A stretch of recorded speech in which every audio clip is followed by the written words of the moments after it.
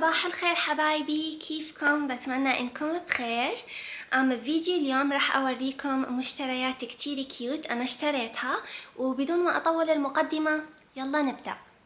اول اشي اشتريته وانا كتير متحمسة اني اوريكم اياه هو هاي الصودا من هيلو كيتي. شوفوا شكلها كتير كيوت.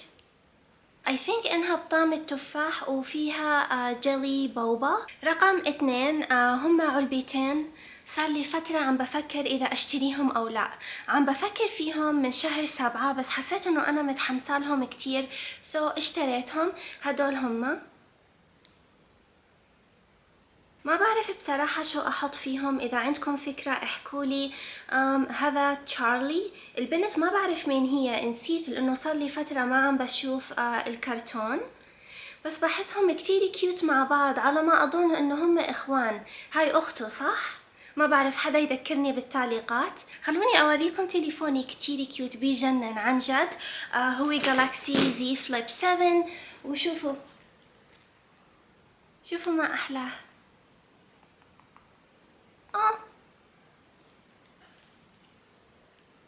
وحطيت فيه هيلو كيتي.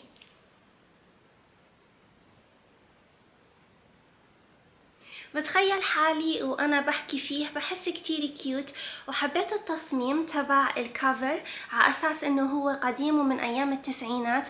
انتو بتعرفوني انا بحب كتير ايام التسعينات، بموت فيهم، بيجيبولي سعادة عارمة مش طبيعية. في كتير نوستالجيا باخدها منهم. هدول التصميمات اللي بتيجي من ايام التسعينات واوائل الالفينات. عشان هيك كتير بحبهم. منيح انه حساباتي تهكرت ولقيت سبب اشتري فيه تليفون جديد. البرودكت اللي بعده عندي اياه هون، وهو كرونيك من هيلو كيتي، ومعاها بنطلون.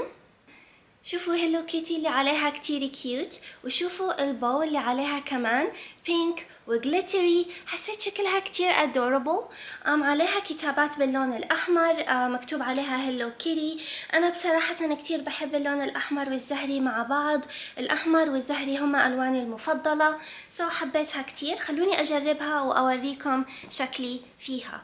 I think انه راح البسها واكمل الفيديو كله انا لابساها لانها كتير كيوت. رقم 4 اشتريت هدول التوكات اللي انتو عم بتشوفوهم هون، كتير كيوت، حبيتهم، عليهم هيلو كيتي. خلوني اورجيكم كلوز اب. حبيتهم، حسيت انه مع اللبس اللي انا لابسته رح يطلعوا كتير كيوت.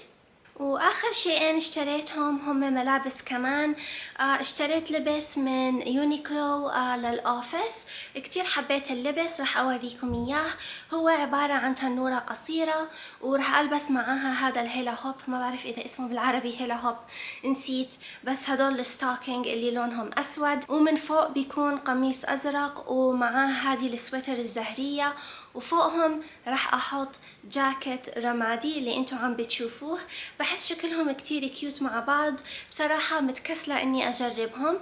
اللبس التاني لونه ازرق وبيج او بني فاتح، بحب هدول اللونين مع بعض. اشتريت اللبس للكنيسة حتى اروح واصلي فيه لانه لبس ساتر، وراح احط معاه هاي الجاكيت. حسيتها كتير كيوت ومناسبة للخريف. ما بعرف ليش عم بشتري اللون الازرق كتير للخريف، يمكن لانه بيتناسب مع الوان الخريف اللي هي برتقالي، احمر واصفر.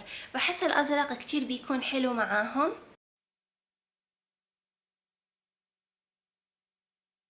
الساعة 9 الصبح هلأ، وأنا بالمكتب مثل ما عم بتشوفوا عم بحكي بصوت واطي كتير حتى ما يسمعوني الناس اللي معايا هون.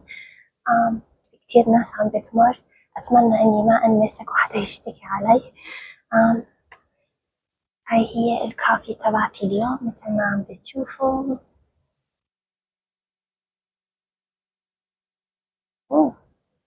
لساتها سخنة، وعم باكل معاها كيت كات.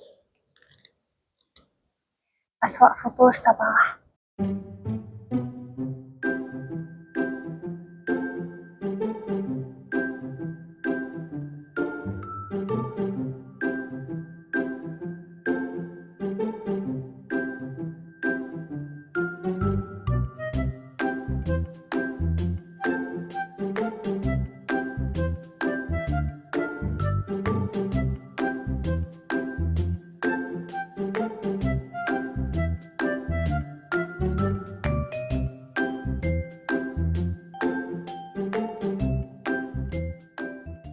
على فكرة أنا قمت الساعة 5 الصبح حتى أصور لكم الفيديو اليوم، وبعدين هلأ أنا إجيت على الشغل. حاليا الساعة 9 الصبح مثل ما حكيت لكم، واليوم كتير جميل.